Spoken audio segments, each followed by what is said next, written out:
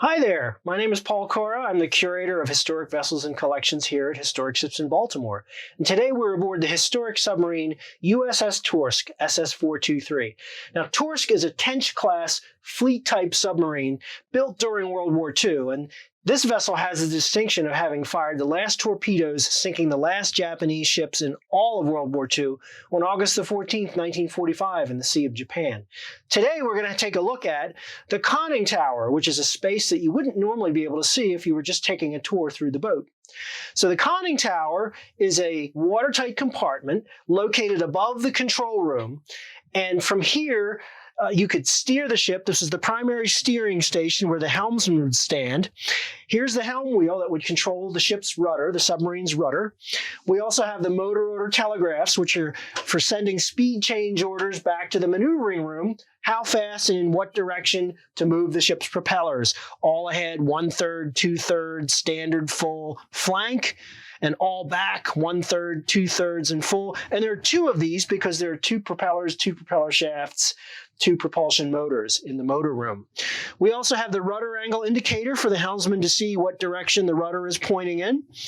We have the ship's gyro compass repeater, which allows the helmsman to steer a true bearing according to what the navigator establishes for their course.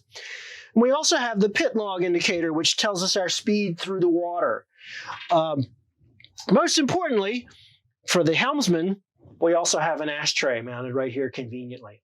Now, because this is a separate watertight compartment, we do have a watertight hatch called the lower conning tower hatch, which connects the conning tower to the control room. In the event of an emergency, battle damage, flooding, we can seal this compartment off and steer the vessel from the auxiliary station, which is located in the control room. You can actually see that station when you walk through on your self-guided tour.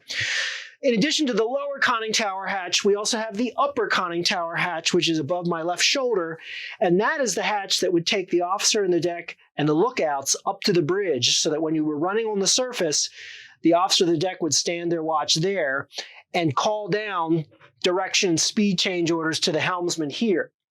They would also come back down through when you were going to dive and the order to clear the bridge had been given. The two lookouts would come down, then the officer of the deck would be the last one down, pulling the hatch closed and dogging it just as the submarine is starting to dive. So here we are looking aft in the conning tower, and there is a number of navigational tools here. For example, the dead reckoning tracer, which would be used for navigation. We also have the SS-2 radar, which would have been used for not only navigation, but also fire control. We also have the ship's sonar repeater here in the conning tower. And the conning tower was the captain's battle station in plotting torpedo attacks. And there are two periscopes located here in the conning tower. The number 1 scope, which is larger both at the top and at the bottom than the number 2 scope, is a periscope that allowed you to navigate. It gave you much better low light visual performance, and it also was equipped to be used with radar. The number 2 scope, which is behind us, was known as the attack periscope. And the attack periscope had a much smaller profile so that it was harder to see when it was above the surface of the water. That would be used actually for making torpedo attacks. We also have here the torpedo firing panels for the forward and the after torpedo rooms for launching torpedoes. Now, probably most important in the conning tower is the torpedo data computer. Now here's a better view of the number 2 periscope, or the attack periscope. You might not have been able to see it before. Now the torpedo data computer is a very sophisticated analog computer, very sophisticated for its day, and it gave American submarines a huge advantage over those of other countries in the context of World War II. The TDC was an analog computer using electrical and mechanical relays, very, very sophisticated, again, for its time period. Now, the position keeper received data on the target ship from various forms, from radar, from sonar, from periscope observations, and it was used to constantly track the position of your target while you were calculating your torpedo attack.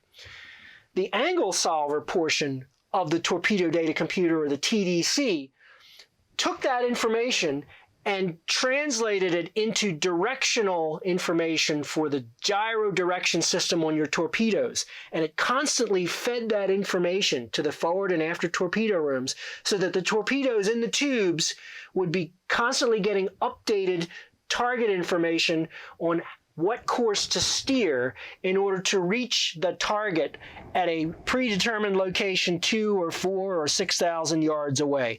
Again, the TDC gave American submarines a much more sophisticated fire control system than any of its contemporaries around the world. So thanks for coming along on our tour of the conning tower of the historic submarine USS Torsk. Come and see us here in Baltimore, where you can tour the rest of the boat here in Baltimore's Inner Harbor.